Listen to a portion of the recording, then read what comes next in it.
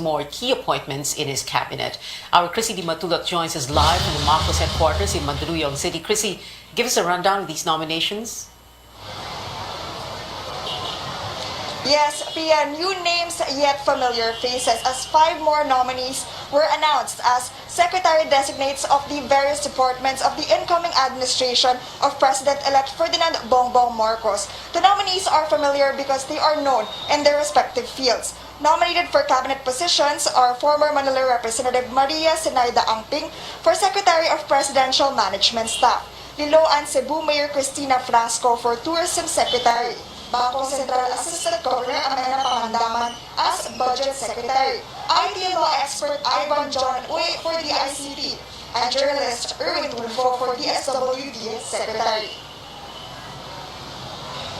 Generally for their experience in public service and proven service record. On reports that Marcos asked President Rodrigo Duterte to be his next drug czar, Cruz Angeles says there were no formal offers given. But if the president would want the role, she says he would definitely be considered. Executive Secretary Salvador Medialdea previously said he isn't sure whether President Duterte is open to accepting a drug czar position in the next administration. Marcos is expected to announce more cabinet nominees in the following days. As for the inauguration of the president-elect, the Marcos camp said they were still in the process of making crucial decisions. Earlier in the day, ambassadors from the European Union, United Kingdom, France, and Singapore paid a courtesy visit to the president-elect and discussed plans to further strengthen ties with the Philippines. Back to you, Pia. Yeah, Chrissy, can you tell us more about what the discussions were like in President-elect Marcos's meetings with the ambassadors? Yes, Pia. The British ambassador first discussed to uphold maritime ties with the Philippines. We currently have a few British vessels in the region. We will build on that. Our carrier strike group will be back to this part of the world in 2023, and we'll continue to work with all partners interested in maintaining the international maritime law and UNCLOS and the 2016 arbitral award as we move forward in the years to come. The Singaporean envoy, meanwhile, said Singaporean businesses are keen on seeing reforms for the country to attract investors. The French ambassador, on the other hand, discussed plans to celebrate the Philippines' 75-year relations with France, while the EU ambassador discussed development cooperation, including support for the peace process in Mindanao, as well as trade, disaster prevention, rule of law, good governance, and human rights. Back to Pia. Chrissy Di Matulak, they're reporting from the Marcos headquarters in Mandaluyong. The Duterte administration's Build program will stay as a priority of incoming Public Works Secretary Manuel Bonoan. Bonoan says he will prioritize high-impact projects out of the more than 100 unfinished projects of the Duterte administration. He says he will also engage in public-private partnerships. These difficult times of financial problems, I think we have to be very selective so that we have the right projects that would rebound actually and have the immediate impact to support our economic recovery. We will continue actually to look into the flooding problems, particularly in growth centers, Metro Manila, Davao, Cebu, and other growth centers in the country. And look what immediately we can undertake to mitigate these flooding problems. This is one of the core functions also of the Department of Public Works and Highways. So certainly there have been master plans in the major river basin. Bonoan was Public Works Undersecretary during the Arroyo and Estrada administrations. He is now President and Chief Executive Officer of SMC Tollways. The outgoing and incoming teams under the Office of the Vice President are now preparing for transition talks. Vice President Leni Robredo has responded to Vice President-elect Sara Duterte's letter requesting for an initial meeting. In a letter, Duterte congratulated Robredo for her achievements as Vice President. She also sought a virtual discussion between their teams on protocols, policies, precedents, and other matters about the office. In response, Robredo also congratulated Duterte on her proclamation as the next vice president. She said her team is ready to answer questions about the office and take all the necessary steps for a smooth transition.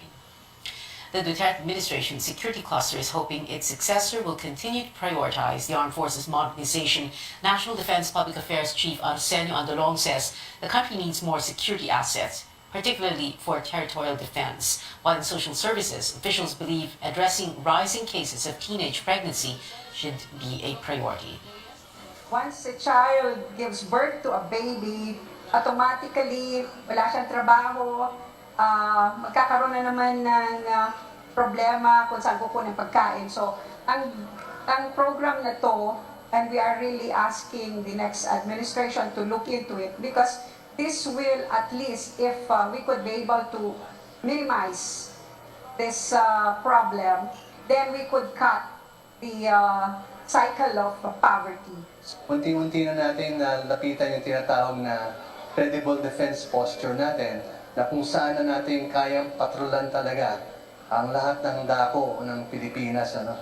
Halos nandun na tayo pero malayo pa. So yan ang pinaka-importanting programa na nais namin ilapit sa dadating na kalihim. Executive Secretary Salvador Medialdea reveals President Duterte is almost done packing his personal things in Malacanang. Medialdea says Mr. Duterte began packing months ago. So far, the transition teams for the outgoing and incoming administrations have met just once. For now, Medialdea says they're focusing on determining the venue for the inauguration. Medialdea heads the Duterte administration's transition team.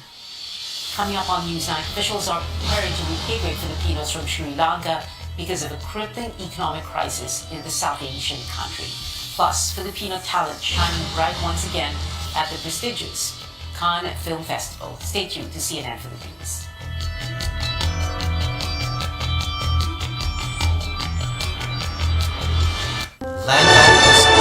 RPN Radio Philippines Network DXTV Ipolo Radio Ronda. Tanong ng Bayan, ano ang proseso ng pagbabakuna kontra COVID-19 sa vaccination post? Ang sagot, Step 1. Pagdating sa vaccination post, mag-register. Tiyakin na handa ang inyong government-issued ID.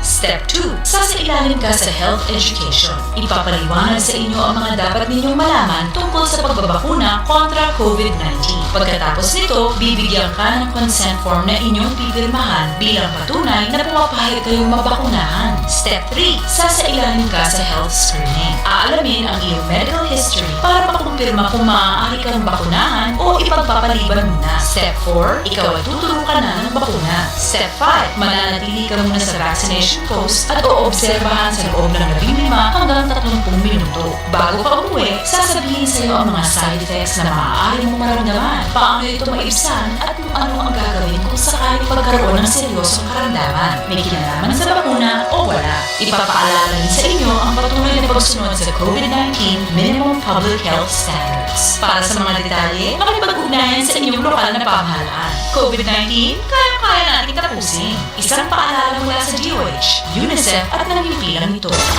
DXTV Ipolo Radio Ronda.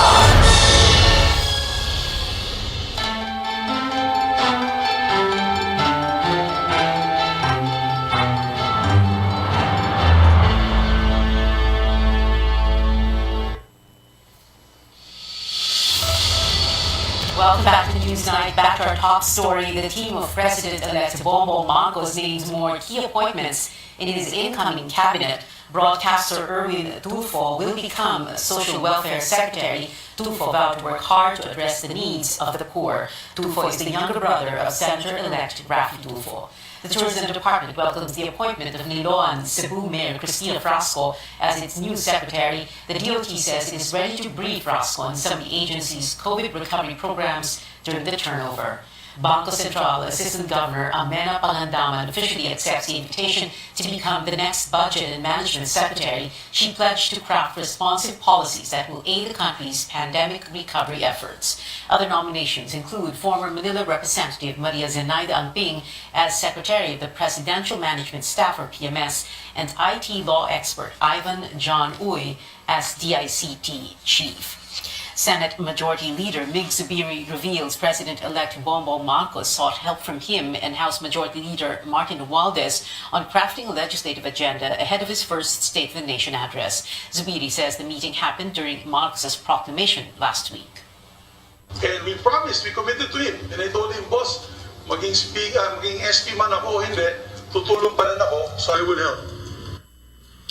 While Romualdez has emerged to be the next Speaker of the House, it is a tight race at the Senate. Zubiri, Cheese Escudero, and Win Gatchalian are gunning for the top post. Asked if their meeting means he has gained Marcos's endorsement, Zubiri said he does not want to sound presumptuous, but he sees the Senate presidency as a race between him and Cynthia Villar. Alam mo, since it's a numbers game, grabe yung sniping, yung poaching, yung tawagan in the midnight hour. So, ang importante dyan, what I'm trying to do is trying to get a consensus from all. Eventually, mag-uupo po kami ni Ma'am Cynthia, mag-uusap po kami, and then we will see what is best for the supermajority. 5 appointees of outgoing President Duterte face a possible bypass by the Commission on Appointments with their confirmation hearings reset yet again. The appointees are COMELEC Chairman Saidamen Pangarungan and Commissioners George Garcia and Amy Neri, Civil Service Commission Chairman Carlo Nograles, and Commission on Audit Chairperson Rizalina Hustol. Senate Majority Leader Mig Zubiri floated the idea of giving President-elect Bongbong Marcos a free hand to choose officials of these constitutional bodies. Many of my colleagues feel that maybe it is, or it should be, the choice of the new president, Madam Chair, particularly in the appointments of these constitutional officers. A position of 7 years, ibig sabihin, this new president, with a mandate of 31 million votes, will not even be able to appoint the head of the COA until even up to the last day of his term. The Senator Coco Pimentel says each appointee should be considered on a case-to-case basis. The CA received 1 formal complaint each for Garcia and Neri and 3 against Pangarungan. Senator Franklin Drilon says he will ask questions of Neri about her supposed deal involving, allegedly, a drug lord. The committee tackling the nominations will meet again on Wednesday. If there is no action on their appointments, all 5 officials will have to step down on Friday, June 3rd, when the 18th Congress adjourns. COMEC's Commissioner Garcia says he remains hopeful while others refuse to comment for now.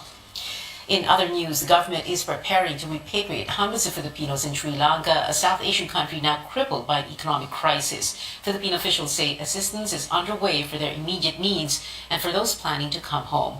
Our Tristan Adalo reports. Hundreds of Filipinos are now starting to feel the impact of the economic crisis in Sri Lanka. Some of them are struggling to make ends meet amid skyrocketing prices of basic commodities.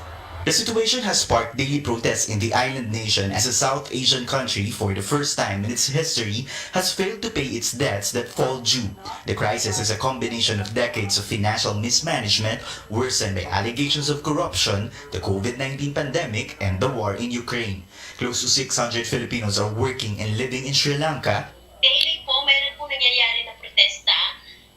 Kaso nga lang, mayroon na pong tear gasan at saka yung pagbubomba po nila ng tubig.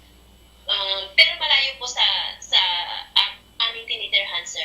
The country is also low on food, fuel, and essential items like medicines, pushing prices of basic goods to an all-time high. Yung mga ibang rice, yung 100 rupees naging 200 rupees na po siya, sir. So yun. At tapos sa sugar, na 150 naging 300. Sa mga supermarket po dito is nagubusan yung mga pagkain sa shelves. Tapos ano din po, yung sa mga gulay naman po, yung store ng gulay, ilan na lang po yung mga gulay. The Foreign Affairs Department says it is prepared to bring Filipinos home immediately. The Philippine Consulate in the capital Colombo and the Embassy in Dhaka in Bangladesh are closely monitoring the situation in Sri Lanka. Overseas Workers Welfare Administration Chief Hans Kakdak says the agency is preparing a list of those who want to be repatriated and possible financial assistance to those in need. And in the face of a record high debt because of the pandemic, what are the chances that the Philippines will go the way of Sri Lanka? Think tank Ibon Foundation says the path is highly unlikely for the country. An analyst adds Sri Lanka and the Philippines are on different directions in terms of economic growth. You add a factor of government mismanagement. So here we can probably take into account the alleged corruption and cronyism by the Rajapaksa administration. All of those things contributed to what is going on in that South Asian country. In terms of the likelihood of that happening in the Philippines, I think the chances are remote. Analysts say that the strong remittances from OFWs, the revenues from the BPO industry, and foreign investments can prevent a Sri Lanka-like scenario to happen in the Philippines. Tristan Odalo, CNN Philippines. Search and rescue efforts are still underway for 7 fishermen who went missing in Palawan. The Coast Guard says it is working double time with the armed forces to find the fishermen whose boat collided with a cargo vessel off Maracanaw Island on Saturday. Coast Guard spokesperson Armand Balillo says they will also check neighboring coasts, while vessels in the area were advised to inform the PCG of possible sightings of the fishermen. Authorities are checking whether the fishing vessel had engine problems. A lawmaker is calling for a probe into the nearly 844 billion pesos worth of losses of the Social Security System, or SSS, last year. Senator Francis Tolentino filed a resolution to find out the financial standing of the insurance agency and whether it could continue providing benefits to its members. SSS President and CEO Michael Regino earlier explained the increase in net loss was because of changes in accounting standards. He said it does not impact the capability to give Social Security benefits. In COVID-19 headlines, the Octo Research Group sees a very slow rise in cases in Metro Manila. The average daily infections in the capital region from May 23 to 29 was 74, slightly up from 72 the week before, while the reproduction number, or the number of people a COVID-19 patient can infect, rose to 1.08 from 1.02%.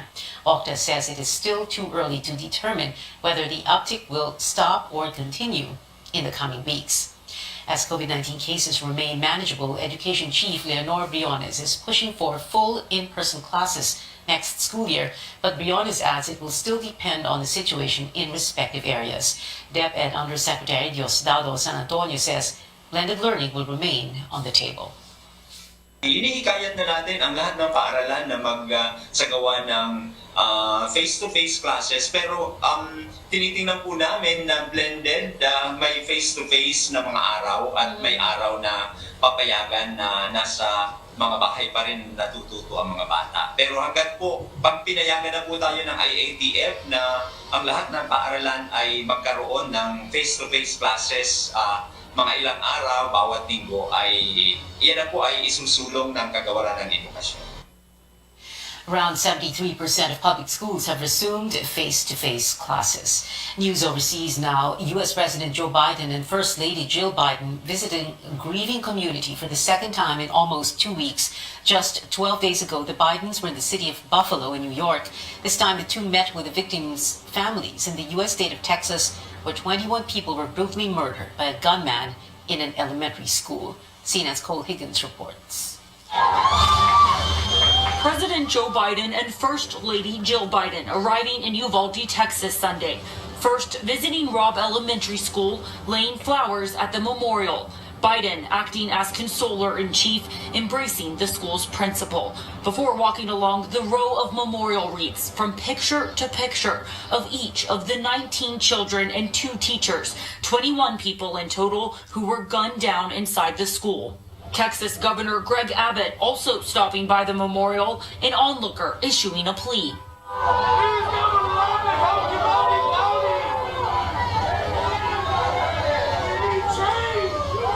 I hope that some politicians see this and try to meet in the middle and work together. The Bidens attending Mass as they do nearly every Sunday, but this time with the grieving parishioners of Uvalde's Sacred Heart Catholic Church. President Biden facing calls to action and chants of do something while leading Mass. You could tell he wasn't there for a photo op, he wasn't there for none of that. He was there for the people who were actually, the victims, the families. The Bidens spending about 3 hours meeting privately with survivors and victims' families at the Uvalde County Arena. It was really just all about my daughter. They were very gracious, they showed compassion, and that's all we were here for. You know what I'm saying? He listened to everything, and we listened to him. He shed some tears, we shed some tears. I'm Cole Higgins reporting. The U.S. Justice Department said it is conducting a review of law enforcement response during the mass shooting. Sports and entertainment stories coming up. The Celtics are headed to the NBA Finals for the first time in 12 years, while the Cannes Film Festival, a satirical film, brings home the Palme d'Or, including a Filipino actress. Stay tuned to CNN Philippines.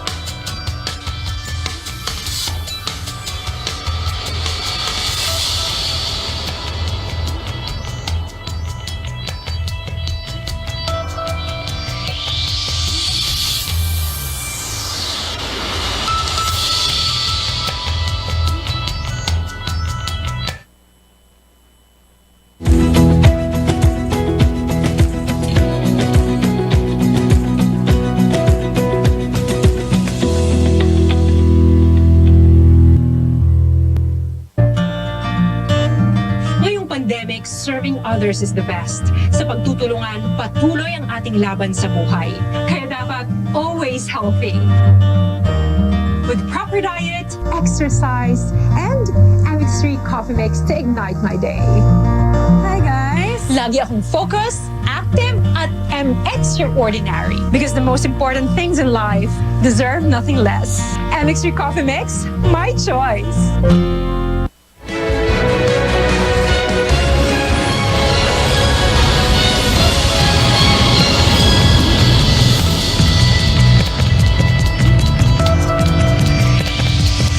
You're watching CNN Philippines. Get ready for a Celtics versus Warriors showdown. Get ready for a Celtics versus Warriors showdown in the NBA Finals. The Boston Celtics won the Eastern Conference Finals, defeating the Miami Heat in Game 7, 100-96. This is the first time in 12 years that Boston will enter the championship round. The Celtics' top scorer of the night, Jason Tatum, was named the first Larry Bird East Conference Finals MVP. The best-of-7 final series between Golden State and Boston begins Friday, 9 a.m. Philippine time.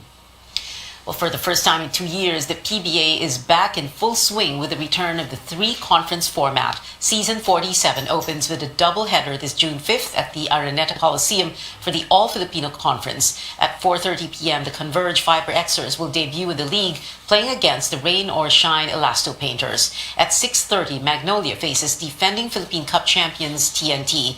Health and safety protocols will be observed, with Metro Manila still under Alert Level 1. Dahan-dahan namin nakikipagtulungan po kami sa IATF at sa ating medical experts kung pwede nang dahan-dahan tanggalin na yung antigen. Pero as of now, antigen every game day, ang mga teams, ang staff, ang mga referees, ganun din. The biggest priority is to get back to normal.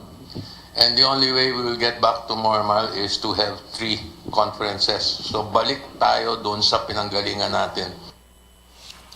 Before the games, the league will hand out honors to last season's top players in the 46th Leo Awards.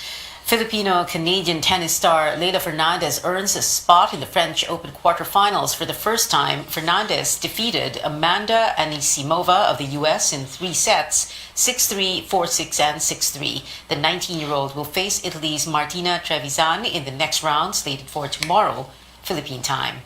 Stephen Schrock of the Philippine Azkals will not be part of the action in the final round of the 2023 AFC Asian Cup qualifiers. Head coach Thomas Dooley told CNN Philippine Sports Desk the decision was based on Schrock's performance. Dooley also denied having personal issues with the veteran national team standout who began playing as captain in 2019. In football of Pacific Fitness, he's maybe the best player in here in the Philippines. Yes. Coach, that doesn't mean, yeah. you know, you do the right thing on the field. Yeah. And with all that stuff, so I make a decision what's best for my team. When he wasn't there with the team, we had the biggest success and we played beautiful football. The final round matches tip off on June 8th. The Azkals were drawn with Yemen, Mongolia, and Palestine in Group B. Heading to France, the Cannes Film Festival has recognized much Pinoy talent this year. Filipino actress Dolly De Leon plays Abigail in The Triangle of Sadness. It won the Palme d'Or, which is given to the best film in the competition. The movie sees the super rich come together in a luxurious yacht and get stranded on an island. Dolly spoke about her character on CNN Philippines New Day last week. It takes a turn when, you know, the power of these people have is lost when they get stranded on an island because they don't know how to survive. Abigail, the character I play, she's the one who is very resourceful, self-sufficient, and she finds ways to help everybody survive. And because of that, they look up to her, they follow her, and she takes the lead, and she's the boss. Plan 75, a film co-produced by the Philippines, France, and Japan, earned the Camera d'Or, or Golden Camera Special Mention of the festival. Two of the movie's producers and one of its actors are Filipinos. A co-producer spoke to CNN Philippines about the inclusion of a Pinoy character in the film. I guess anywhere in the world, there will be a Filipino caregiver, you know? So I guess that the idea didn't come from me, to be honest. It was already written into the project. And then that's why they asked me to help them realize the role of Maria, to fix the role of Maria, to help share research a little bit about the migrant workers and the caregivers in Tokyo. Plan 75 is the feature directorial debut of Japanese filmmaker Chi Hayakawa. An iconic action star made his biggest U.S. box office opening with a much-awaited sequel. CNN's David Daniel tells us the top 5 films last weekend. Being good just feels so good. The Bad Guys stayed in the top 5, making off with $4.6 million. Downton Abbey: A New Era fell to 4th on ticket sales of $5.9 million. I'm making an instrument out of spoons and a napkin holder and dreams and magic. The Bob's Burgers movie began its run by cooking up $15 million for a third-place debut. Doctor Strange in the Multiverse of Madness fell to 2nd with $16.4 million for a domestic total of $375 million, the most of any film released in 2022 so far. Your instructor is one of the finest pilots this program has ever produced.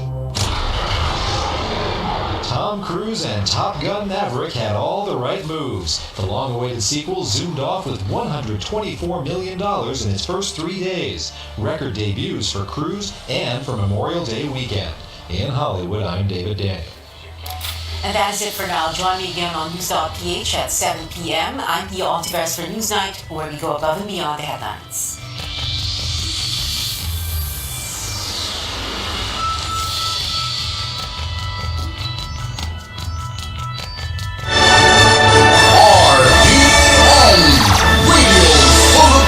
Network, DXTV, Tipolo, Radio, Ronda.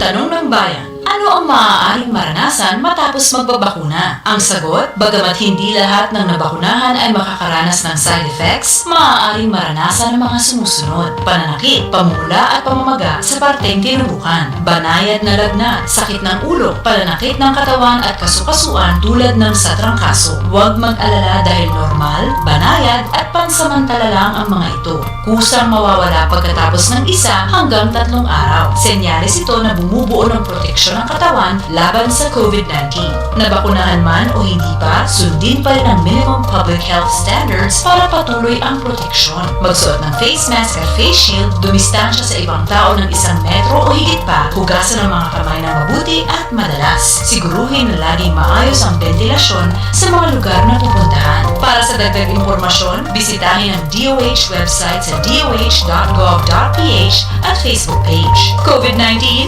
kayang-kaya nating tapusin. Isang paalala mula sa DOH, UNICEF at ng himpilang ito.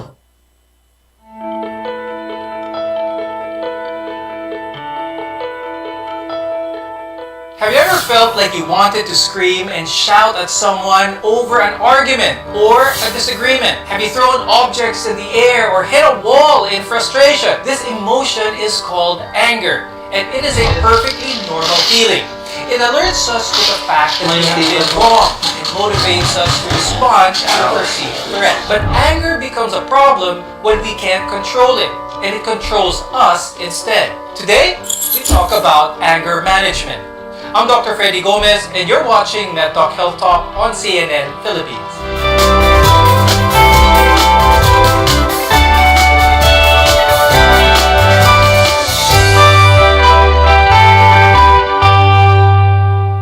Our guests today will help us better understand what anger is and how to control it.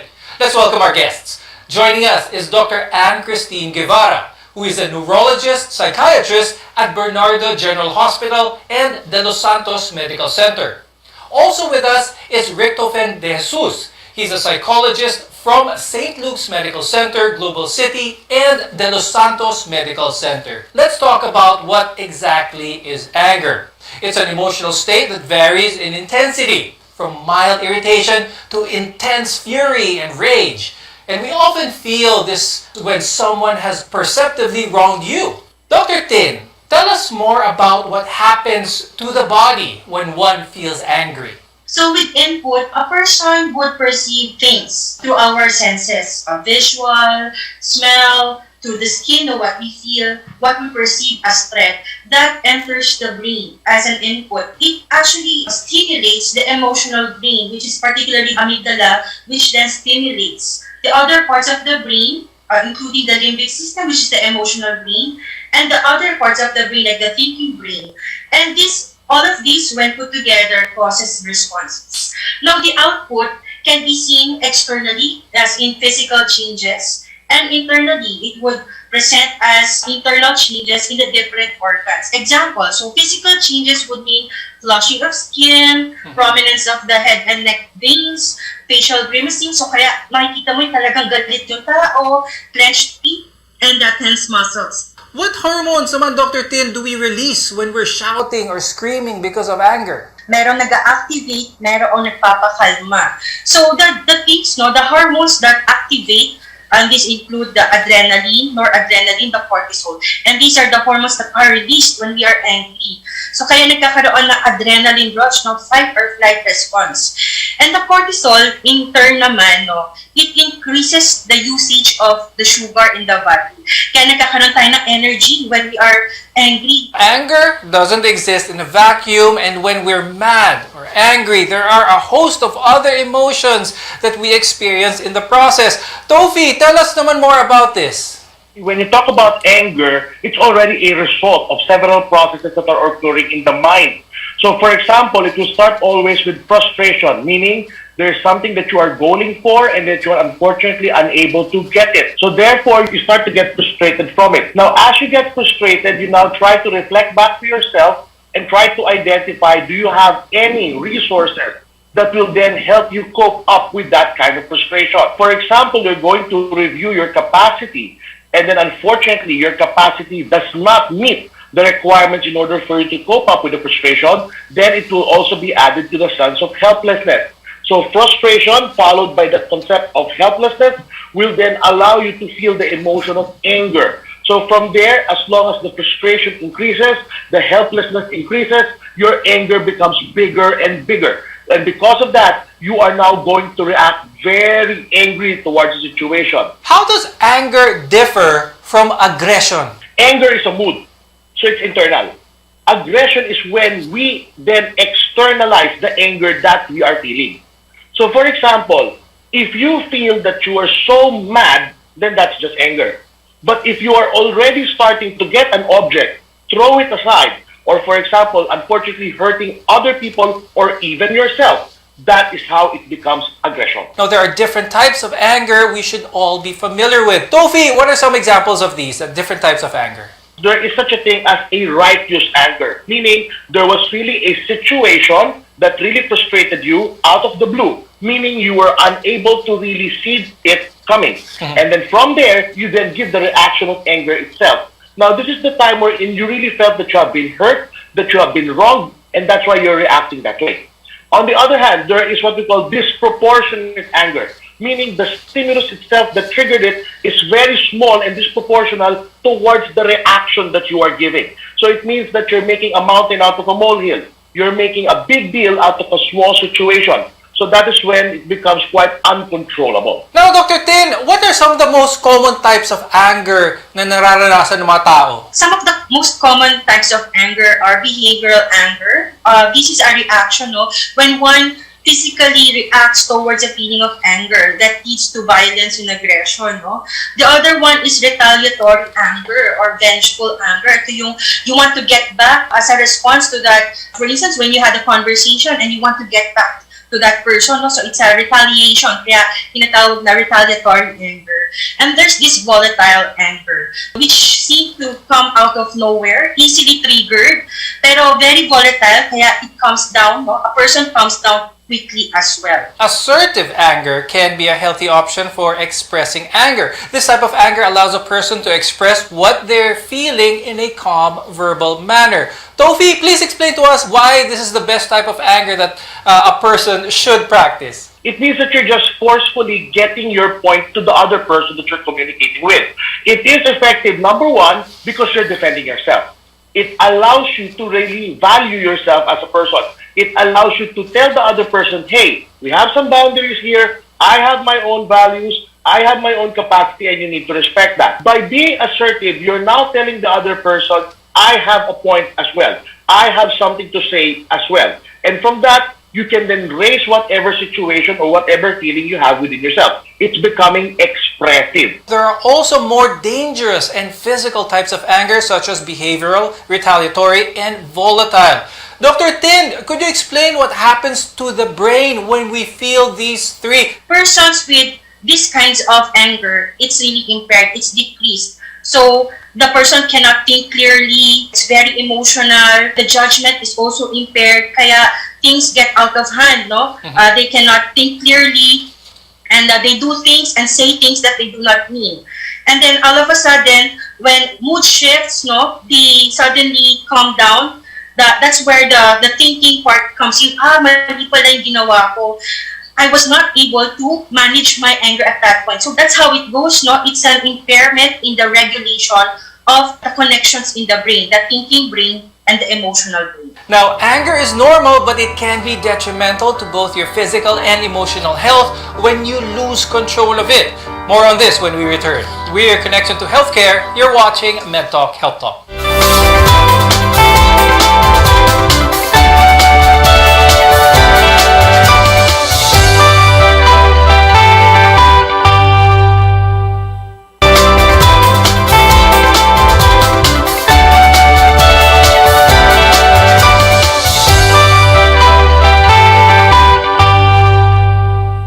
There are many causes of anger, ranging from external to internal influences. But whatever the cause, managing your anger is more important.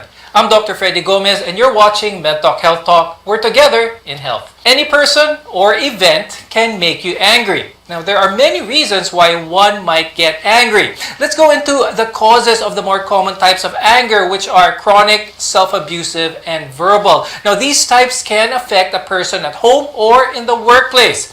Tofi, can you tell us more about the possible causes of anger? There are some people who could not really tolerate things that are not going their way.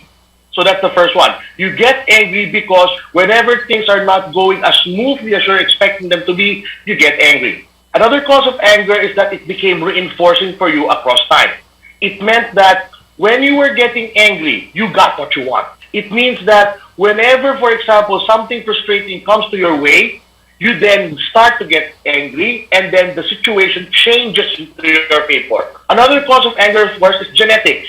If your parents are people who are quite angry, of course, then you will also have that situation wherein you can then see them and be modeled by them in the way that you are behaving as well. Another one is that you have low tolerances of your own incapabilities. So they usually blame themselves for things that are not supposed to be blamed about, and their attribution is a little bit off. And because of that, their reaction is usually an angry emotion. Sometimes we use anger to replace other emotions we'd rather not deal with, such as emotional pain, fear, loneliness, or even loss. Tofi, can you explain to us why this happens naman? Actually, as a defense mechanism, we have what we call reaction formation. Reaction formation means that you're going to substitute a feeling, usually the opposite of what you are feeling right now, in order for you to defend your mind in terms of becoming stable. So for example, let's say there is a loss that you have felt because of a loss of a loved one.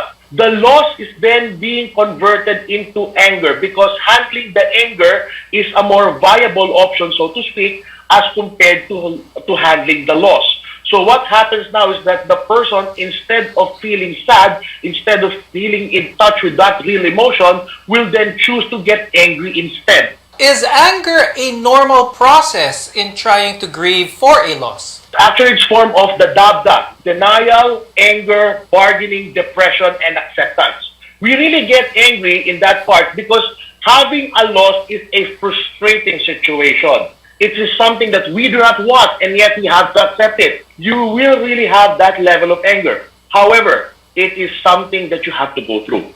By being angry, it means that you're just releasing frustrations that have not been processed with you. The point there is that not to remain angry. Anger can also be a symptom or response to a medical condition. It can be a symptom of depression, ADHD, substance abuse, or even bipolar disorder. Dr. Tin, let's talk about this. Why do these disorders trigger anger? In depression, anger is actually internalized and externalized. So when we say internalized anger, the person would feel low mood, hopelessness, would have crying spells, and suicidal thoughts. No?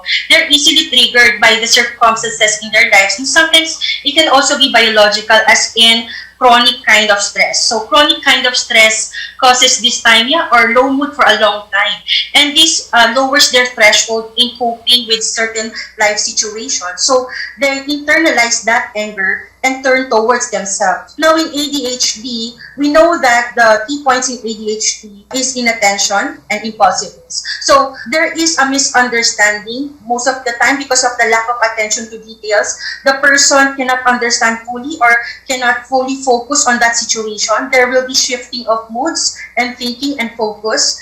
And because of that, it causes some conflicts. Another example would be adults with ADHD who usually present with lack of direction. And all of these causes frustration, disappointment on the part of the patient. And again, the anger then turns towards the self. Can a person who's really angry be at risk of, say, a heart attack or stroke? When one is angry, again, we stimulate the sympathetic system, the adrenaline rush, that it would cause increase in blood pressure, increase in heart rate.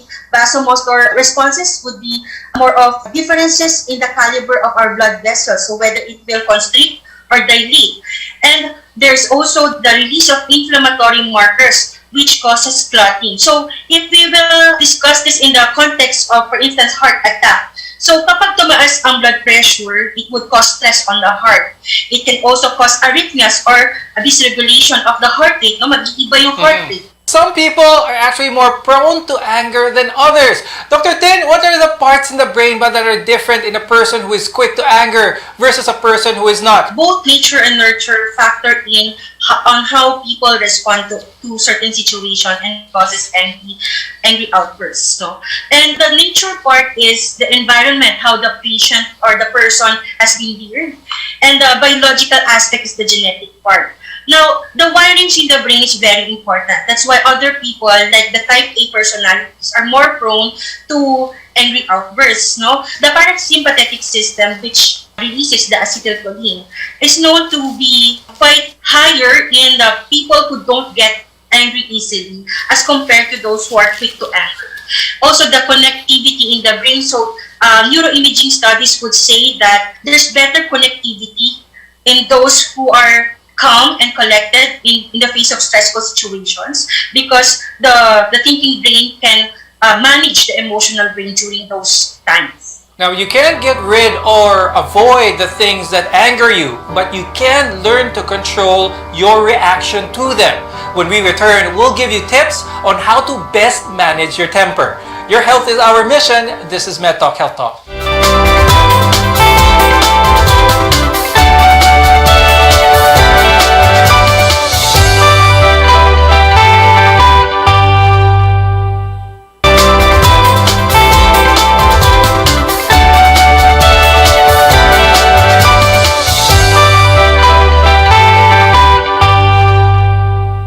The goal of anger management is to reduce both your emotional feelings and the physiological arousal that anger causes. I'm Dr. Freddy Gomez and you're watching MedTalk Health Talk, where your care comes first. Anger doesn't look the same for everyone, as all express it differently. Dr. Tin, can you give some tips on how we can keep anger at bay? Try to have breathing exercises. If you know that you're going into a stressful situation, like in the office work, try to do some meditation. Or when you're already in that stressful situation, try to pause for a while. And if you can, walk around first, let the emotions subside before you face the situation again, to avoid any untoward incidences. And then, of course, on the background, no, because we are preventive, we try to reinforce our thought processes so that when we face certain stressful situations, we're already ready to face them. So that would be trying to pause, trying to find out our triggers, and develop our better judgment. Tofi, what are some steps that our viewers can try at home to help manage their anger? In deep breathing, what you're trying to do there is to slow down the heart rate that you're having in order to tell your brain that your body is already calming down. Another factor there is for you to mimic a behavior that you are seeing. We are also asking our patients, for example, to count from 20 going down to 1. What we're doing there is we're slowing down the possible impulsivity that they are trying to manifest. So, for example, let's say something frustrating happened at home. You tell yourself, okay, I'll count myself from 20 to 1 first. And then by doing so, you are now preventing your brain to become very impulsive and very intense. For those people who have inward anger, particularly those, for example, who really hate a lot of who they are, we usually let them have a certain reflection. There are certain reflection exercises, gratitude exercises, and self-calming exercises. The main goal of those activities is to allow you to have a peaceful reconciliation with your limitations. It allows you to understand that even though you are limited and flawed, it doesn't necessarily define you as a person. And by doing so, by being reconciled with who you are, you will then have a better outlook of yourself and of other people as well. Dr. Tin, what are some signs that one should already seek help from a professional with regards to their anger? When your emotions or your angry outbursts already disrupts your daily routine, affecting your relationships and your work, maybe you should consider that. Second would be when people are starting to notice, no, and they give constructive criticisms. Listen to these people. Maybe you really need some help there. Then physical symptoms are being evident, no? You develop hypertension, for instance, no? Maybe you really need to address the underlying condition, which is having this emotional outbursts. And finally, if you started to physically harm or verbally harm yourself and others, maybe that's the time you should seek professional help. But for me, prevention is always the key. So when you feel that something is not quite right with how you feel, maybe it's best to consult to clarify things, to avoid diagnosing yourself, and the intervention is given early. Okay, and with that, Dr. Tin, do you have any final message for our viewers? When emotions really get high, the pandemic, the different limitations that we have on the daily basis, it's best to really sort our feelings, consult another person, express ourselves, and focus on the good things so that we could avoid getting angry. And Tofi, before we go, do you have any message for our viewers? Getting angry is just a momentary reaction. However, its consequences may be long-term.